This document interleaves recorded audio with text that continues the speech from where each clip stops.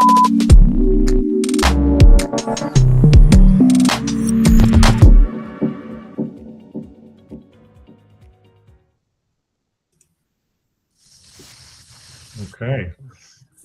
looks like we're live. Let me just refresh that. Okay, hello everyone. Welcome to our 30th recurring Platform and Treasury Council meeting. Today we'll cover governance initiative, platform developments and upcoming proposals. I've put the agenda in the chat. These bi-weekly meetings provide transparency into council operations, offer proposers a forum to present directly to council members and community, and maintain consistent communication across our global ecosystem. What we're building, the Internet of Money. 7 billion people connected by mobile phones, yet unable to truly own and move money the way they own and move data. The Telcoin Association is changing that, establishing the Telcoin Network and TEL as the blockchain and token standard for global telecommunications. Telecoms run the internet. With Telcoin Network, they also process blocks, securing the settlement layer for digital finance accessible to every mobile subscriber worldwide. The platform architecture, 3 integrated layers working as one system. The Telcoin Network, an EVM-compatible Layer 1 blockchain validated exclusively by GSMA mobile network operators, introducing an entirely new revenue stream for telecoms. Telex, the liquidity layer, enabling user-owned self-custodial asset exchanges. The TAN, mobile applications connecting users to blockchain financial services and each other. We have 4 minor groups with shared governance. The platform operates through equal stakeholders. Validators, GSMA MNOs securing the blockchain and earning transaction fees. Liquidity miners providing liquidity to enable decentralized exchanges. Developers building compliant mobile applications. And stakers, users driving adoption and connecting payment networks. Each miner earns fees and TEL issuance, aligning telecoms developers, liquidity providers, and users across the value chain. GSMA validation rights scale to billions through existing infrastructure. Distributed ownership turns participants into defenders, fired at launch, defensible at scale. TEL, the native token. TEL powers the network as a gas token, staking asset, and a governance mechanism. Miners stake TEL to participate, earn fees from transactions, and harvest from issuance flows. Staked TEL determines both earning power and governance influence. Democratic governance. The Telcoin Association operates as Swiss foreign with 5 elected councils. Platform and Treasury councils hold global authority over platform-wide systems and token economics. We work alongside the TAN Council, the Telex Council, and the Compliance Council. Our dual mandate. We oversee sustainable platform provisioning, planning infrastructure, and collective goods, and responsible TEL allocation, regulating token distribution for miners to harvest based on productive contributions. Why this matters. Every decision shapes whether we achieve our vision, uniting GSMA mobile operators and billions of users around a shared blockchain infrastructure, where money moves like data, accessible to every mobile phone globally. Our commitments.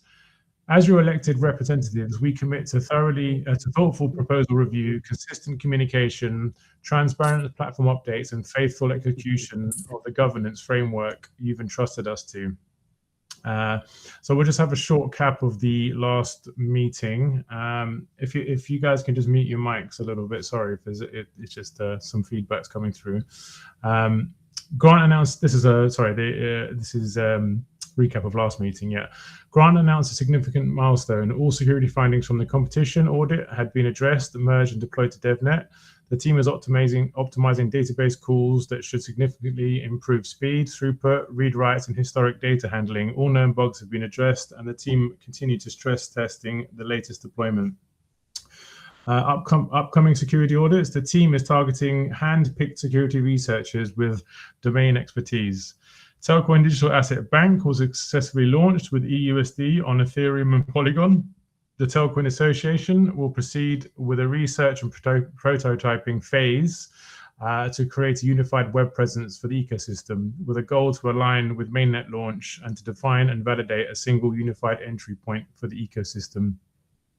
Ari presented a proposal focused on structuring the development process with clear barriers to prevent ad hoc development requests via Slack or Discord, break development work into discrete, trackable parts rather than continuous projects to establish clear definitions of when something is considered done, improve tracking, costs, and workflow.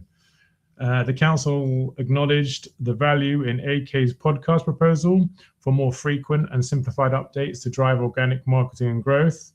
Telcoin has decided to remove TEL from smaller exchanges due to lack of organic engagement. Parker explained the Telcoin platform consists of 3 interconnected blockchain networks: the base Telcoin network, where the telecoms are validators, Telex for exchange markets, and an application layer for developers. The network is open access for building applications, but permission-based for the validator set. GSMA members can participate in a minor group called Application Developers. The Telcoin network is fully EVM compatible while achieving instant finality. And the last bit, Telcoin has received significant media attention from credible publications in recent weeks, with coverage from numerous publications positioning Telcoin as leading the integration of the real-world banking with digital assets, particularly through EUSD positioning Telcoin to be a major industry-specific platform for telecommunications. So yeah, that was a lot to get through, but right, well, we're on to the next bit here. I think if Grant's here, then he can give us an update on the Telcoin network. Awesome, thanks, Nick. Telcoin network updates. Saw some more progress. I'm excited to share with everybody. So we've expanded to community run stress testing the network, which is continued to identify and strengthen areas. I just want to say a big thank you to Derek and Nick, AJ and Steve for running personal observer nodes and providing direct feedback to the protocol team. It's the kind of hands-on collaboration that we're looking for, and it's invaluable at this stage. So we've already identified and addressed a few minor issues. We're going to continue to test as we prepare to launch testnet and the data centers with our MNO partners. So far, all issues except for one have been identified, that were identified through this testing period have been addressed. And now we're just coordinating with these testers to convert the observer nodes to validators and kind of expand that coverage on DevNet. I'd also like to share that we, after our competition findings, we identified a need for verifying BLS signatures during the staking process for validators. And that gave us an opportunity to develop a BLS cryptography library. It addressed several findings, and it was a big undertaking that Marcus took on. So the Solidity BLS cryptography library is now feature complete. That implementation is going to leverage the new Petra fork, BLS precompiles, and to our knowledge, is the first of its kind. So this library is going to move through an internal audit before we schedule external security assessments with our partners at Spearbit Cantina. And true to the ethos of blockchain and the industry at large, this is all open source under MIT license. And yeah, we're really excited to be able to contribute and take advantage of the technical advancements in the EVM. Yeah, in other news, we have database and network refactors are continuing to progress well. These are the fundamental optimizations that we've identified to deliver that meaningful performance improvements before we go to mainnet. These are the big 2 obstacles that we want to really improve before we go on to our final round of audits. Once they're complete, then we'll be able to just the last remaining items are really just kind of expanding test coverage and documentation to maximize the information available to security researchers and help them truly identify areas that may be of concern. Yeah, we're begun discussions with our security partners again to kind of confirm and specialize availability for those specialized researchers and focused areas of the audits. So finally, I just want to say welcome to a new open source contributor, Tanguy Detaxis. Sorry if I mispronounced that, but your contributions are greatly appreciated. We're really excited to see the activity and looking forward to communicating more. Oh, that was cool. That's great. Thanks, Grant. That's really, really good. And we've got one question which I don't think we can answer, but which MNOs are participating?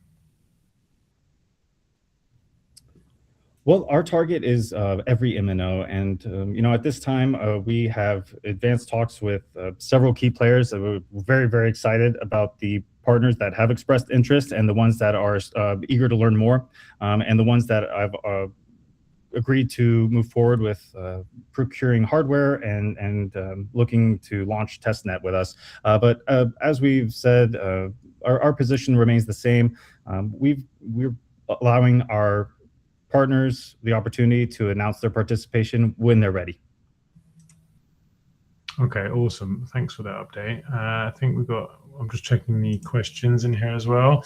Has the association got partners for the new audits? Yes, part of our, we have a subscription model with Spearbit Cantina, but we've also identified other leading researchers in the industry that we're interested in working with. And ultimately, we'll be moving forward with a bug bounty program later this year, which would make security assessments available to any researcher out there who's interested in contributing and enhancing the security of the protocol. So open to any suggestions, connections, etc. For this next internal wave of audits, we are working with Spearbit and Cantina. But again, there are some other areas too, and especially in the Rust area and code base and some other aspects to the deployments and penetration testing for the block explorer, etc. That we are open to really just the best security researcher for the job. Yeah, sounds good. Security is extremely important. Sorry, Grant, you've got loads of questions coming in here. I'll just get a few more in. How long does the testnet plan on being? How long the testnet? So the goal of testnet is to simulate mainnet before we deploy. But with that, testnet, the goal of testnet is also a stable environment. So the network should stay alive, just like mainnet. There's no resets or redos. It'll also be in the data centers where we will be running our mainnet nodes and taking full advantage of the mobile network operator hardware and network infrastructure. So testnet, once it's launched, will be forever, as long as mainnet is around, which is going to be forever. So yeah, I'm not sure if I fully understood the question, but testnet will be a great environment to basically pre-release mainnet upgrades, which that will continue to advance, especially as more MNOs begin to participate and share their feedback and the network grows. Yeah, and also testnet's there for developers to test out their builds before they push it straight to mainnet as well. So it kind of works alongside, like Ethereum's got a testnet that every blockchain has a testnet that it doesn't just stop. It's in parallel, isn't it? Excellent point, and that is a great resource for developers and builders of all kinds. Yeah. Okay. And then Charlie just got one more question here. Where is he? Is mainnet on course for Q1?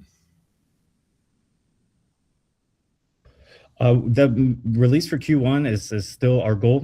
This depends a lot on our third-party providers and general progress of the protocol. So it's impossible to tell exactly when it will be released, but I can comfortably say in confidence that we're trying to launch it as soon as possible. So yeah, as I have more information, I will be sure to provide that to the community in these regular updates.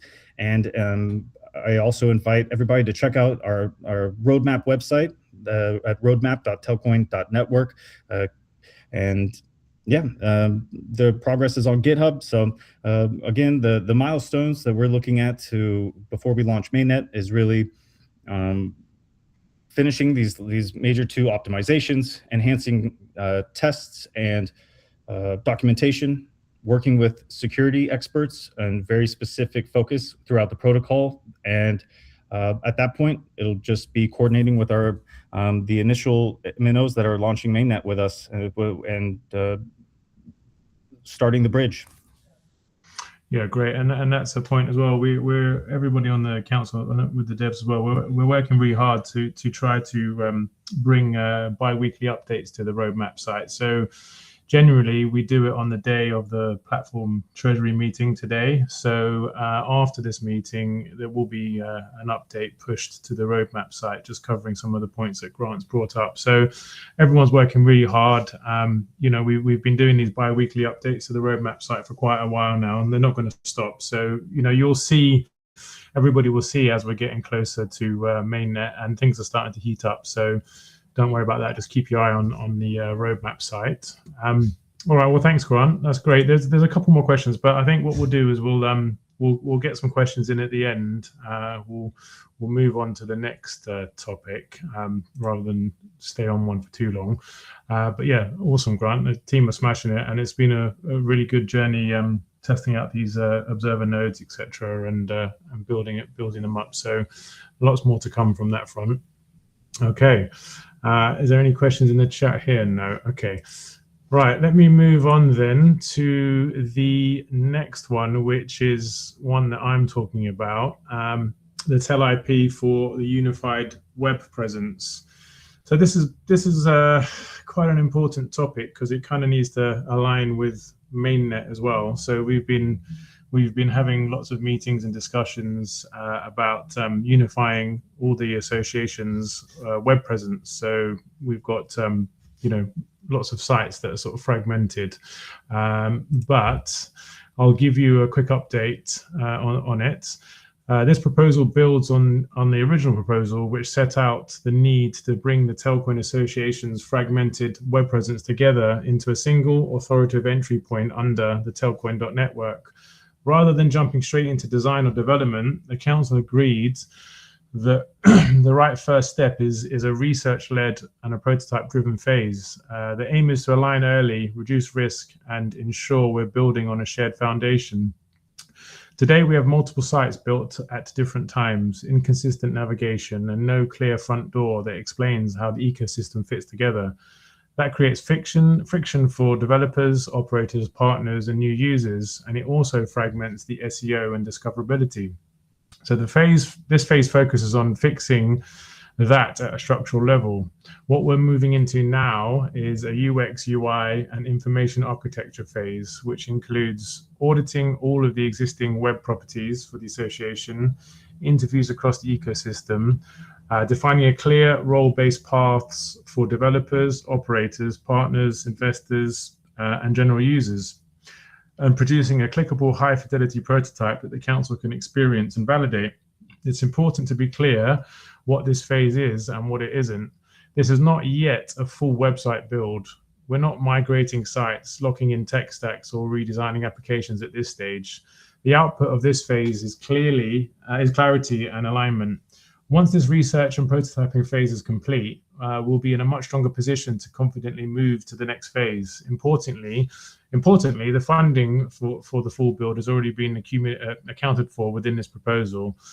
This phase ensures we move forward with confidence, not assumptions. The timeline is intentionally light, around 4 weeks from when we authorize everything to start, with a midpoint review and a final validation at the end. So the key takeaway is pretty simple.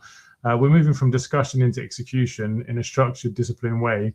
We're going to define once, validate early, and then build with confidence. So, thanks to everyone who's contributed feedback, and thanks to the council for supporting this approach as we head towards mainnet. But yeah, so we've pretty much got the votes we need on this TELIP for the unified web presence. I think the first part of it finishes on the 24th, and then it just needs to be done with the Treasury and compliance. But once we have that all wrapped up, we're going to go into the first phase and kind of align with mainnet. So yeah, the goal is to have everything ready at the same time. I don't know if there's any questions just in the chat, or if any of the other council members have got questions. I'm just having a flick through on the chat. Let's see. Oh, thanks, Dali. You put the link in the chat for the web proposal. Yeah, okay. Well, that one's out the way. We should have an update at the next platform council meeting with that, because hopefully we might have started it by then, so we can just update then. And now I'm going to give it across to Parker because he slipped in the TELIP for the year 3 TEL allocation for mainnet launch, establishing the Telecom blockchain standard. So if you're there, Parker, you can take the mic. I am indeed here. Hi, everybody. Good afternoon. First and foremost, huge news today. Kraken Listing, biggest tier 1 exchange in history. Let's get the emojis going nuts.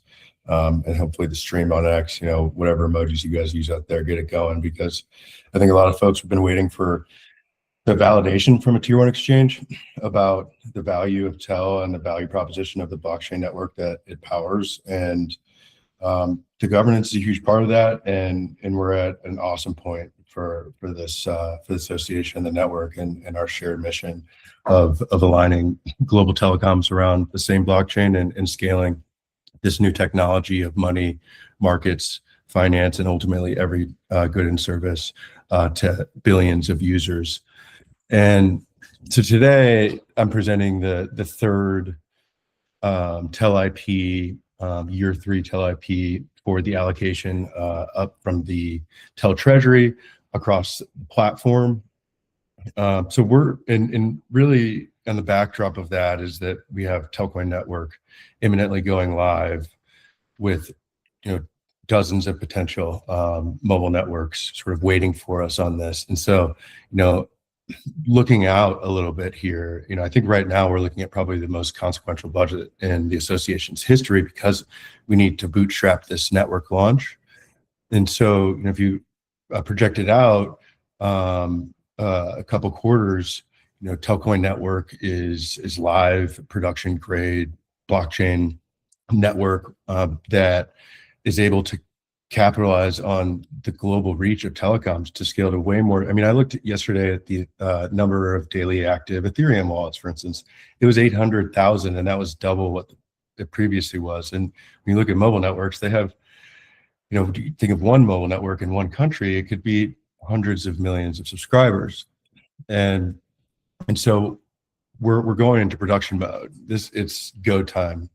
And on the back of the digital asset banking news with Telcoin Holdings, you look out in the future, and all of a sudden we're the first live blockchain that has real distribution through existing channels to the world with an embedded first of its kind regulated crypto bank. And so this isn't some incremental step. It's the moment we've been building towards since the initial offering back in the day, but as an association since TGIP1. So let me ground us in our current position. In year 1, we really established governance, formed the association, built the foundation for how we operate in the world towards this shared realized vision for scaling blockchain to the masses. And then within the past year, we thoroughly developed Telcoin Network and TELX, and there was a tremendous amount of experimentation, intelligent use of funds, and this sort of prudent treasury management actually resulted in roughly 600 million in TEL carryover from last year, which is to me evidence of a pretty disciplined execution. No one's perfect. We're trying to get it right. And, this is a really big undertaking. And then now year 3, we're here, we launch. But launching a telecommunications grade blockchain requires substantial resources at scale that we haven't deployed before. And so that's what this proposal addresses. And here's what's at stake. We have conditional commitments for validators across dozens of mobile networks representing, a tremendous amount of subscribers. These aren't just crypto companies that are experimenting with blockchain for the first time. They're GSMA members, massive global scale infrastructure operators who need institutional grade security, professional installation support, and just overall confidence in our execution. They are waiting for us to launch. And so if we under-resource this launch, we risk security vulnerabilities that destroy 7 years of reputation building, failed validator installations that erode MNO confidence, missed market timing as competitors accelerate their blockchain initiatives, wasted opportunities to establish the telecommunications blockchain standard. The window is now. The sort of combination of the traditional financial system with the Telcoin Digital Asset Bank as part of this ecosystem, and then at the same time as launching this global scale consortium telecommunications blockchain, first mover advantages expire quickly. And so this isn't just about launching a network, it's about establishing Telcoin Network as infrastructure that billions of people are going to use. And so what's this budget? It allocates effectively 900 million TEL across 5 critical areas. This is an increase from the traditional 10% of the Treasury, which would have been 810 million. Given that was at stake, I think it makes a ton of sense. And so first we have validator infrastructure, 250 million for validator emissions, 70 million for sort of initial issuance plus initial proof of stake balance. And then 150 million from year 2 carryover for security audits and additional work with MNOs generally to get this network up and live. So this gives us $1.8 million at a price of 0.003 TEL to launch with zero compromise on security. So 1.8 million. And some of these blockchains have billions of dollars of VC capital, but they don't have what we have, which is we have a vertical blockchain system that can defend itself and a blockchain network that establishes real distribution channels to billions of users through existing institutions that are designed for this.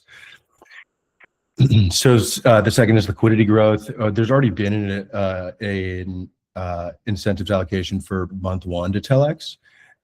So that was like 8 million, and there's 200 million TEL that's going towards Telex to try and drive deeper liquidity across these trading pairs that are increasingly digital cash, real crypto, and supporting transaction volumes that come with dozens of validators and potentially millions, if not billions, of new users. And then TAO operations combined with that's 350 million TEL, and that's just an honest look at the resources that are needed to launch an incredibly important system that secures people's money on the internet. And so combined with carryovers and reallocations, this really gives the association's operational budget approximately 600 million TEL, which is really the resources needed for final engineering sprints and protocol optimization, marketing campaigns to address billions of users and really dial in on that around the world, ecosystem bootstrapping programs for developers and apps, professional services that institutional partners expect, and the overall operation of a blockchain network is expensive. And then, of course, the councils, 30 million TEL, that has never changed. It's still 909,000 TEL per member, and it's meant to ensure governance stability and that people are adequately paid for doing their duties.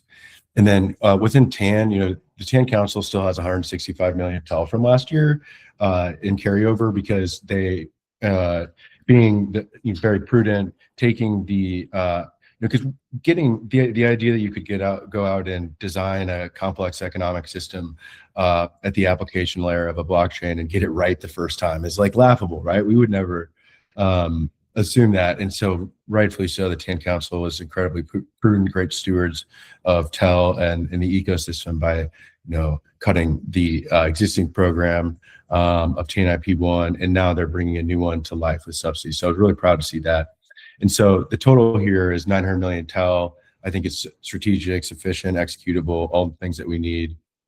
And so, yeah, I think we're really focused on making sure that we spend this money right. This year is sort of the time that you bootstrap as the world comes on chain. And I think last year, we did a really good job of making sure that every dollar went to lasting value despite being pretty under-resourced.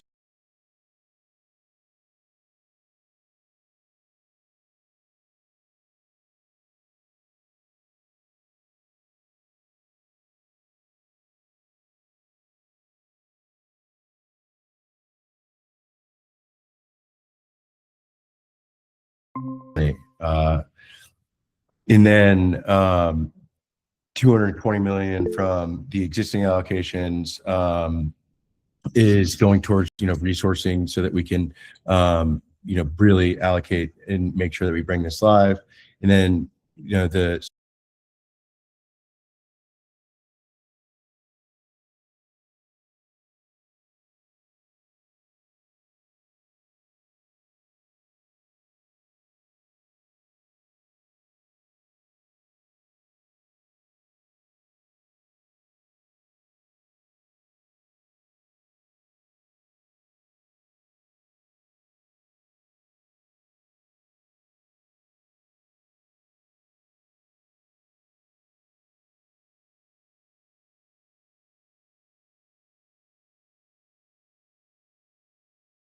confidence in that case could erode. Competitors could close the gap.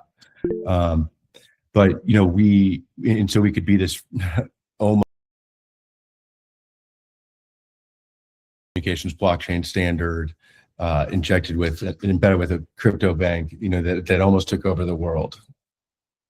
And contrast that with the alternative that later this year, Telcoin Network is live. 50 or so validators from some of the largest telecoms are securing blocks.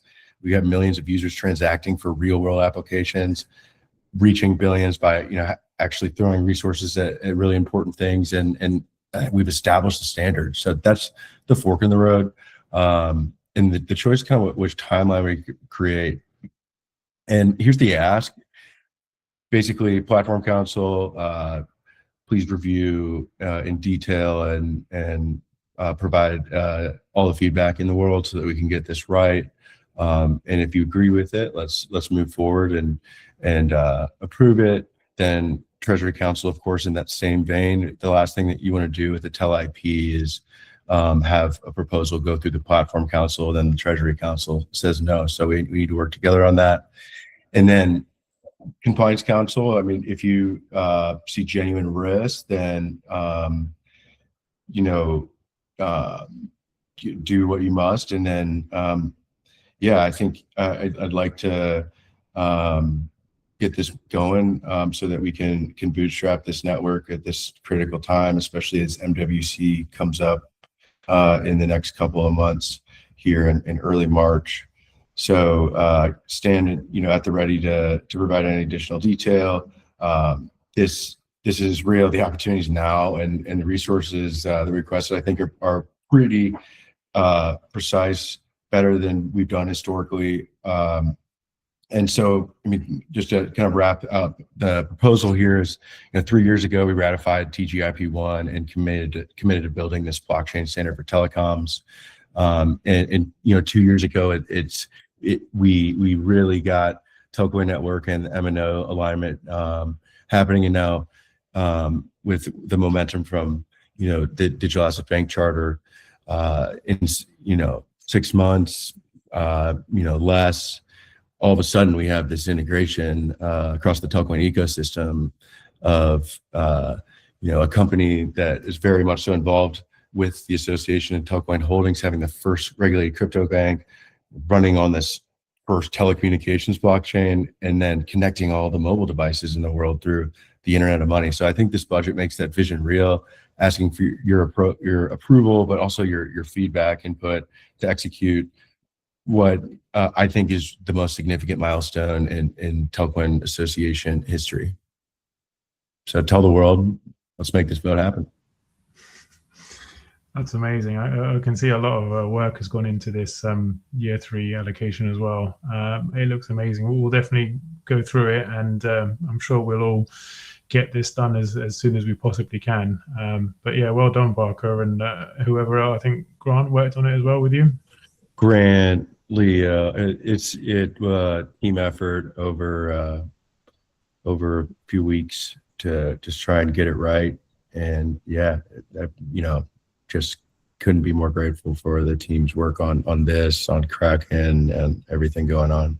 So I'd love to hear some questions. I could probably, Ari, you have any thoughts? Have you read it yet, my friend?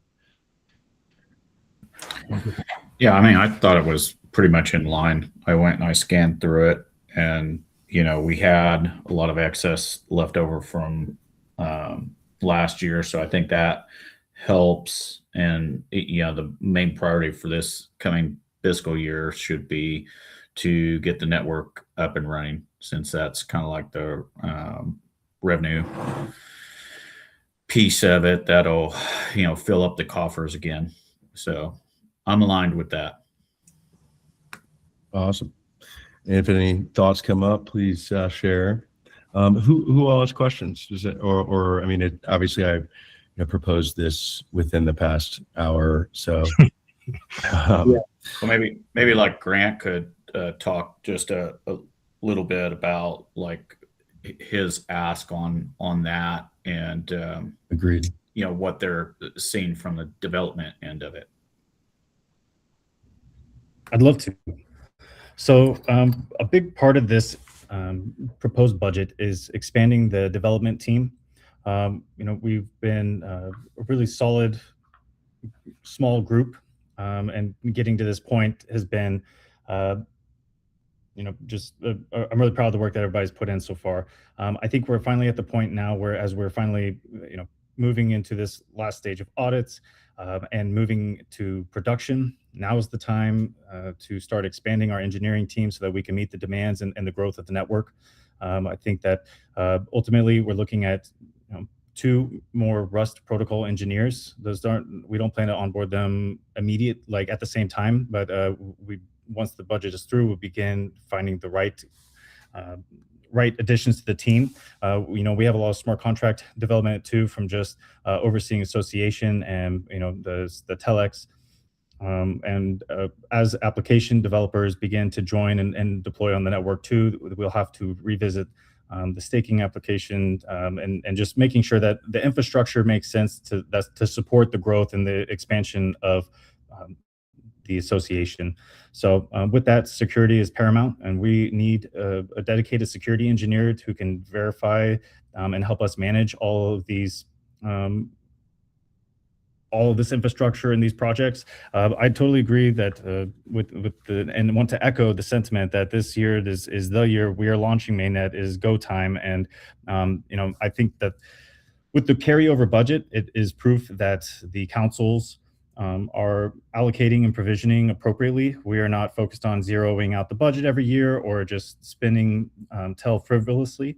So with that, I feel comfortable in giving ourselves the most flexibility, with slightly heavy on the total year 3 emissions at 900 million plus the carryover. But ultimately what that's going to do is help us to move quickly, right? We've demonstrated we can move responsibly, but now with this, we can move quickly as well.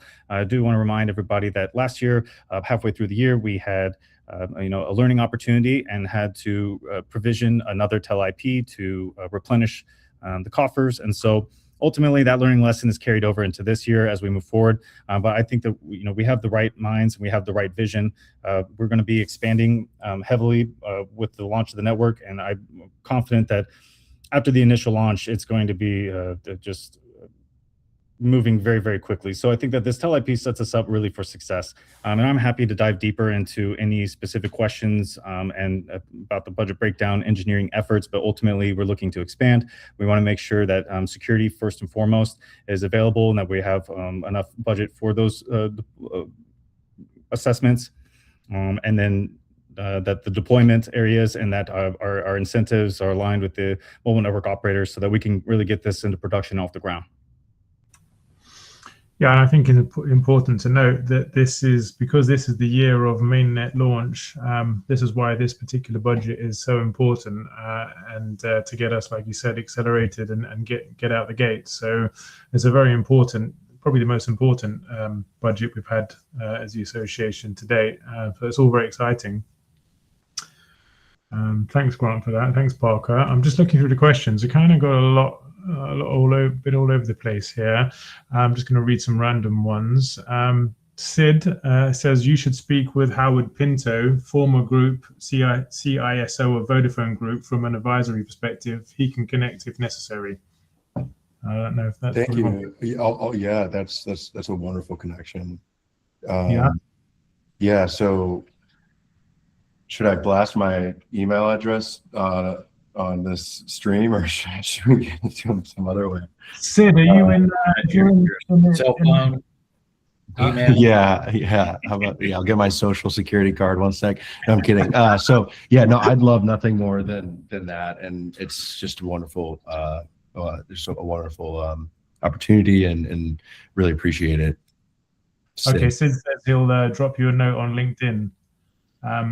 Sid, you can also contact any admin in any of the community groups, any of the council members in any of the Telegram groups or whatnot. We can connect that way as well, and we can give Parker the information he needs. But yeah, do it in LinkedIn if you can. If you have any troubles, then just grab one of us from the association, and we can pass on the details. But thank you very much for that. Okay, let me just see if there's anything else here question-wise. What have we got here? I mean, some of the other questions. Who are the largest competitors right now that you notice? I mean, I don't think there are any competitors on this particular area of telecoms blockchain, the way that Telcoin's doing it. But Parker, I don't know if you've got something to say on that.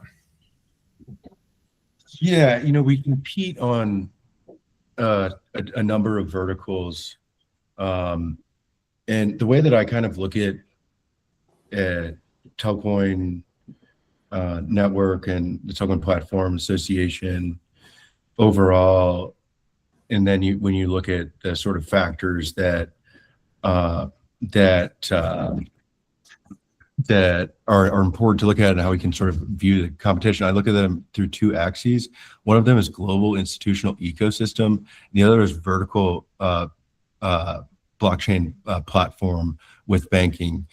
And so you go in the top right quadrant of that, if you can visualize that, basically, I don't think anyone else is in that game, but increasingly you're seeing traditional. And then what you said, I think, is incredibly important. We're discontinuous in the sense that there has never been anyone else that has decided to create a blockchain network standard for telecoms. Certainly not in the way that we have, nor to the sort of institutional grade nature that we've been able to develop the Telcoin Association and the Telcoin Network, and ultimately this three-layer platform architecture that truly differentiates itself from everyone. But I think you can sort of look at, for instance, like, let's say crypto exchanges with L2 blockchain networks and stablecoins. Those L2 blockchain networks are interesting, but they fail the global institutionally aligned ecosystem test pretty quick when there's one sequencer that's running the whole network. And that's not to hate on L2s. I think that they've done tremendous work at all. It's just to say that by putting all of the mobile networks around the system, we can really have them say, this is our block-based market, so and that's huge, because the existing distribution channels don't exist for any crypto exchanges out there like they do for every telecom in the world, right? So it's a great question. And so I think that's where it is. We're sort of global, institutional aligned, and then both a vertical platform that is integrated into the banking system. Yeah, thanks for that, Parker. It's the more you kind of study Telcoin and what it's doing, you can kind of see that it's kind of on its own direction at the moment. That's for sure. There is another question here. Let's have a look. I know the sharing of info is limited, but the 50 MNOs that were said to have been finalized or would be up and running by end of year 25, are they part of the group just mentioned already? Well, yeah, and they'll go live. Like, you'll be able to see them live on the network when they deploy, and on the forum in advance of that, and then approved. But the constraint isn't MNO interest. It's our capacity to basically launch this network and get these nodes installed, audited, and then supported. And that's really exactly what the budget funds. Yeah, and the key is that because this is such a big thing, it's security. Everything's got to be triple checked, and everyone's got to be super happy with launching mainnet, because you don't want to, a system launching that's got loads of security holes in it. So that's it, like you said, Parker. It's more getting mainnet up, and then the MNOs will come in and will be onboarded. For sure. Okay. I think that's it for the questions. The stream chat I got here, I can't scroll back up. So if I've missed any questions, please just type them again, and we'll come back to them at the end of this meeting, because we've got a Q&A section up there. Anyone from the and then account? reply to the forum post, please, everybody. I'd like to push this to vote Monday, so we can make this all happen. Especially in advance of MWC and the next month's issuance for Telex, for instance. So and the network, obviously. So yeah, if anyone has any issues in the council, please bring them up here or tomorrow, throughout the weekend. And if anyone has issues with me proposing this formally on Snapshot Monday, please advise, and I'll hold back. So thanks, everybody. Yeah, perfect. Thanks for that. And everyone, you can also jump in the Discord, the official association Discord. And if we've missed your question, apologies, just stick it in there, and one of us will definitely get back to you with an answer on that. But I think we can probably move on to the next topic. This one is, where are we? Ari, do you want to touch on your TIP, the establishing a standard process for the development task request and assignment assessment to our resources? I'm not sure if we've had a lot of time internally to speak on that, but maybe you want to just add something? Yeah, I think we just need to go and figure out if we need to modify it in any way. The only kind of external question that came up about it was just one of more of what our process as the council was going to be in kind of getting issues and stuff into Grant's queue, so that he could go and take his backlog and stack rank it and prioritize stuff efficiently. I think that's kind of that's more of an implementation detail on our part. So if we could just get some feedback this coming week, and then I think we should probably put it up on Snapshot to do it. Because I think everybody was in agreement. Grant was in agreement that we need a process. Yes. Yeah. And I mean, I have about 20 consultants, so I know how it is herding cats around. So, yeah. I think a valuable one is, because it's a TIP, and for those out there that don't know the differences between the different proposals, the ones that the platform and Treasury councils, the councils on this call do, there's TIPs that are non-TEL related proposals, and then there's TELIPs that are TEL related proposals. And so I was just curious if you thought that it would make sense to, in as lean a possible way, bring someone new on, or allocate towards this in particular, like if there's a particular position that you think is missing, or just out of my own curiosity. I don't think there's a missing position necessarily. I think that the main kind of process of it is that we just need to standardize the approach that we interact with Grant's group, so that we're not developing by Slack and Discord messages and stuff, and so that he can kind of more orderly get things processed. Because there is such a thing in kind of like the coding world, and it's really applicable to anything, where it's called context switching. So it's like when you're trying to focus, intensely on a problem like a network, right?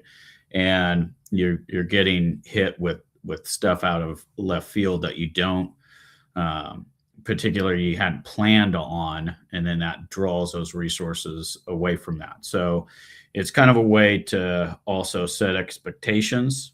And in there, if you look, there's also some additional stuff on, when we put up proposals for stuff, we need to kind of like work it in an orderly way to get, estimates from Grant and his group on like, hey, do you even have time to, tackle this now, or is this going to have to wait until, next year? Do we need to maybe get outside resources? What do we estimate like the hours of this are going to be, and how much money does that entail? And he can figure out if it's within his team's budgeted set of hours, whether they can work things like updates to websites and apps and that sort of thing, or if it's something that's going to require kind of like a chargeback to occur, and we get like an outside resource that they have to contract to get things done.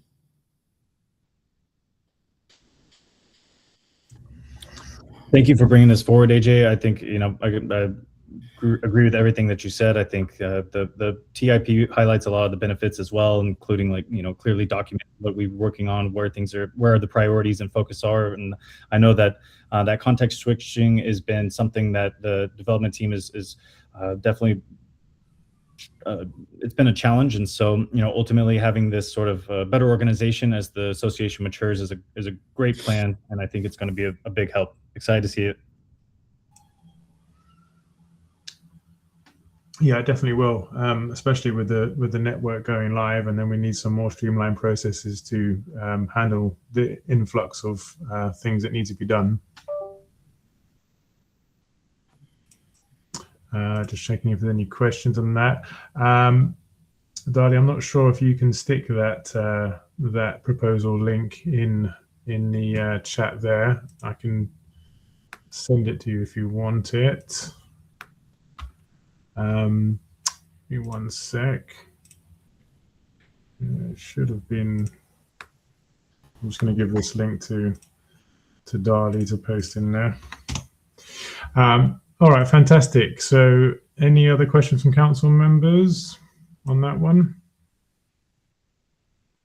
Yeah, Parker's put it in there as well. Okay. So then I think we should just touch on, I've got it, I know you touched on it, Parker, before, but should we just go over a little bit on the Kraken listing, i.e. what networks it supports, etc., where it's available? You bet. Yeah, so it's a phased launch with Kraken. First and foremost, huge shout out to Leo, who's just and Adam, in particular on this, we were building out a MICA compliant TEL white paper, and that will facilitate the EU launch and enable that. It was a needed thing, and really took a lot of work, to be honest, to do on our own. But I think that is just about complete. And once that's in play, then what that means is there's an admission to trading for the EU generally. So we're hopeful on that. Right now, it's basically non-US rest of world for Kraken's first TEL listing. So UK, Australia, and everywhere else that they serve besides EU, US, and then those should be phased in over time.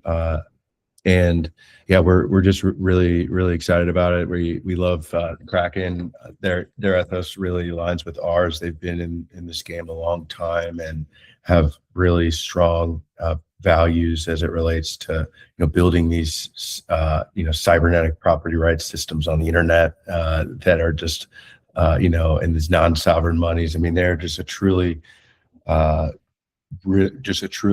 innovative company, and they also align with us from a banking perspective. They created a special purpose depository institution in Wyoming as well, and across the board, it's just a really exciting development for us, and one that I think the community has been looking forward to for a long time. And just to answer the question again, it's basically phased launch. There's the pairs that they have for those markets are US dollars and euros.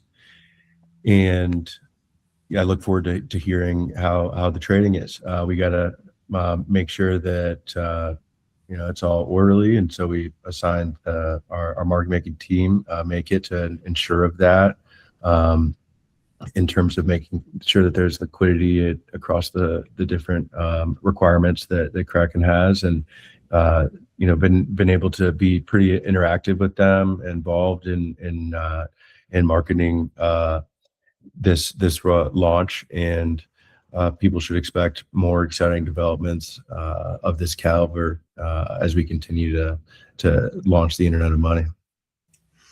Yeah, that's amazing. It was such a great timing as well, with everything happening this year. And it's good that the initial network supported was chosen as Polygon. So that's correct. And that's they only do one network at a time.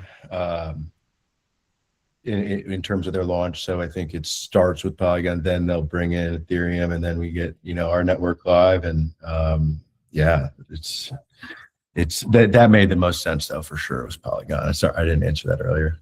Yeah, that definitely makes the most sense. And the thought of them Ethereum next, and the thought of them integrating the Telcoin network as well. I know that's a little way away, but that's exciting as well. Just checking if we got any questions. Okay, no more questions at the moment. Right, and then I'll just give a small update on our golden ticket CoinMetro listing competition.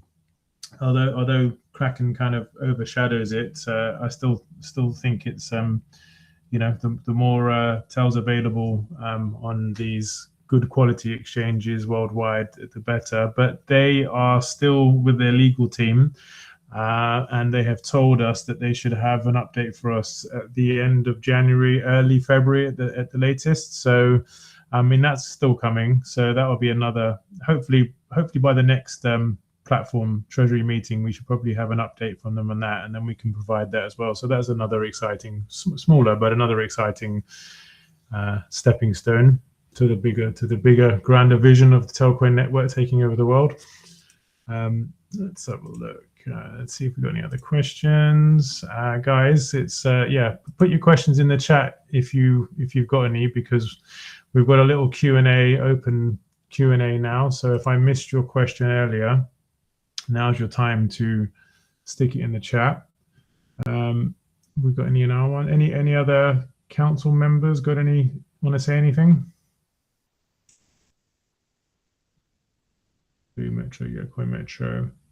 It doesn't look like. We won the golden snitch, didn't we, or whatever? Yeah, the golden ticket. Golden ticket. Oh, Dwight. Go on, Dwight. Hey guys, good evening, good afternoon.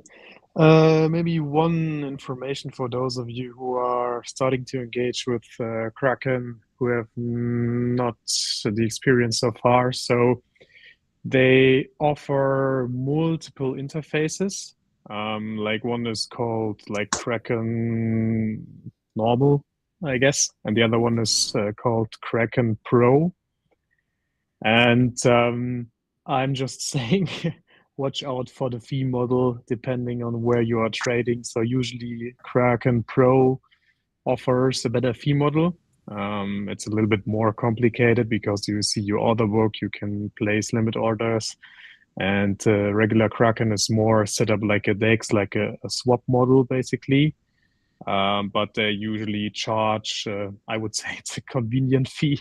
It's a little bit easier, but it's definitely more costly. And for the ones of you, I'm using it personally, so no financial advice, but if you plan to trade a little bit more on Kraken or purchase a little bit more, I recommend to you to check out Kraken Plus, which costs like, I think in the US like $5, and you get like 10K free trading, stuff like that. So I don't get any money from Kraken. I'm just saying what I'm doing, but I think it's really cool to have these things in place. And yeah, that's it. Thanks for that, Dwight. Yeah, I mean, speaking personally, I'm super happy. Kraken is the one we've got onto. They just seem so professional compared to a lot of the other exchanges out there. Yeah, so it's just really exciting and this is also part of the reason why we've tidied up some of the smaller exchanges, because we want to be aligned with the correct ones when we're going down mainnet and launching mainnet. So Kraken's just a great option, really. It's really good. It's really good. It's going to do the world of good for everyone. So super excited on that. Let's have a look. Dali says, show your referral link, Dwight. I don't have one, like, really. I potentially could share one, but I don't use it. All right. I don't think we've got any more questions coming in. So, and there's not much. I have proof. Yeah. Yeah, so that's it really. We just got the CoinMetro one to get over the line. I guess their due diligence is maybe a bit more than Kraken's, but that's it really. We have not got any more questions in the stream. No, we can't show yours, Charlie. Can't do that, mate. Okay, well, everyone, that's pretty sums up everything. Anyone else got any last things they want to add or say? Give it a couple of seconds. Angelica, you're going to have to read that year 3 proposal because you're on the Treasury Council, so you're going to have to get your teeth into that. I am ready after this meeting. Okay, awesome.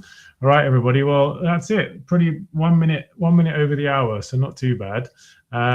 Yeah, well, thanks everybody for joining. We've got our next meeting is on February the 5th. So you're going to get, and you'll have a lot more information. We'll update the roadmap site. Hopefully we'll jump on that now after this call, so you guys can go on there and have a read of it. And if you need if some of it's a bit technical, feel free to jump into any of the the official Discord or even the community telegrams and ask some questions, and we'll do our best to break it down for you to make it a bit easier to understand. But great work with the devs. You guys have been absolutely smashing it. And yeah, we'll carry on testing those nodes, getting closer to mainnet. So yeah, that kind of brings us to the end. Thank you, everybody. And that's it, really. We'll see you on the 5th of March. Thanks, Nick. Thanks, everybody. Cheers.